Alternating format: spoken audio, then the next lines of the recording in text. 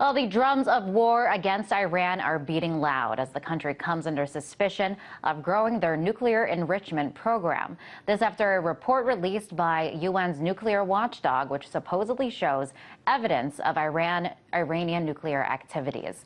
Now, the UK is prepping its military for action, and it's believed the U.S. is gearing up for the possibility of war against Iran as well.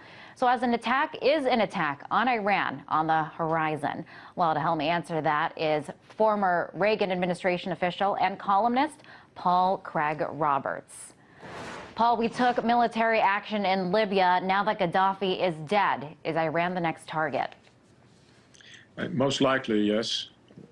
I think that's indicated by the fake plot that Obama announced that Iran wanted to hire a used car salesman and a Mexican drug gang to kill the Saudi Arabian ambassador. And so what do you make of this new report coming out from the International Atomic Energy Agency, which apparently shows evidence of Iran expanding its nuclear enrichment program? Oh, I didn't think the report was out yet. That may be the speculation about the report. I believe the new head of the International Atomic Energy Agency is more compliant with American interests than his predecessor, who was very rigorous about issuing only factual reports. And it may well be this new report will give Washington an effort to spin the situation in a way to generate more hysteria. And Paul, President Obama had initially promised that he would, in terms of foreign policy, he would take a different direction from President Bush. How would you compare President Obama's policy to President Bush? Well, he's actually started more wars. He seems to be even a more dangerous warmonger than Bush Cheney, which I think is a surprise to everyone. And if this does transpire, we're seeing signs of the U.S., of the UK gearing up to go to war. Will it send off? Will other countries back each other, and will this turn out to be allies coming together in solidarity in war against Iran? Well, the British clearly are gearing up. The Israeli Prime Minister is trying to convince his cabinet to support an Israeli attack on Iran. And we know that it is a principal objective of the American neoconservatives. They've been arguing this for years and years, and they're influential in the government.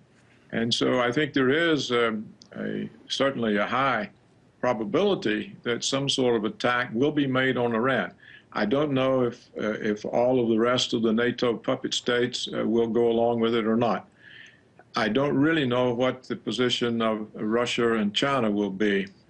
One would think that it's not in their interest and that they should find some way to effectively oppose it, but it remains to be seen what will happen.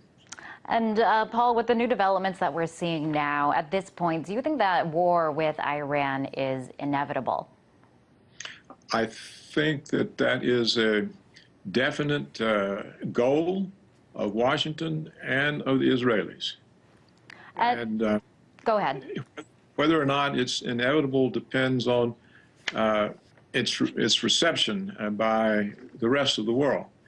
And if there's enough dissent forcibly expressed, then I think it could be blocked. But if people fall in line, as they did with Libya, then the war is most likely going to happen. And what about, what's your prediction in terms of a timeline? President Obama is kind of under pressure to not be launching into other wars. It's 1 year now until his election. I mean, if military action was to be taken against Iran, when do you think that would happen?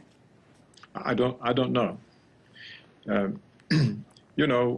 president at war has good chances of being reelected.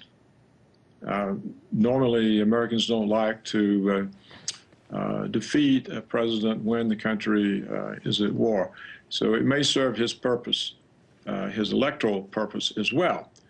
But I really think the outcome will depend on the world's reception to what clearly looks like a move to attack Iran militarily. You see, we have the sanctions that the House Foreign Affairs Committee just passed. And clearly, the purpose of these sanctions is to stop any diplomatic contact between the United States and Iran. That's what the sanctions do.